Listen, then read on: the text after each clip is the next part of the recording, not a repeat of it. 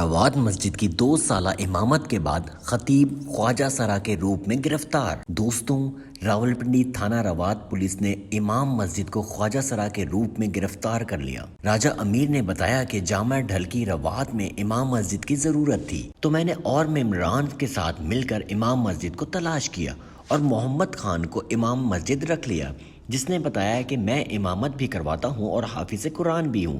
وہ کہتے ہیں کہ اس شخص کو ہم نے امام مسجد رکھ لیا اور 2 سال تک وہ امامت کے فرائض انجام دیتا رہا۔ فروری 2023 کو محمد خان، جو کہ ہمارے امام مسجد تھے، انہوں نے بتایا کہ میرا سعودیہ جانے کا پروگرام ہے، آپ مجھے فارغ کر دیں، جس پر اہل علاقہ نے بڑے احترام کے ساتھ انہیں الوداع کیا۔ اب کچھ دن پہلے مجھے اور باقی ممبران کو تشویش ہوئی کہ ہمارے علاقے میں خواجہ سرا کے روپ میں بھیک مانگنے والا ہمارا امام مسجد رہ چکا ہے، جس پر میں نے اور اہل علاقہ نے چیک کیا تو معلوم ہوا کہ وہی محمد خان ہے جو ہمارا امام مسجد رہ چکا ہے۔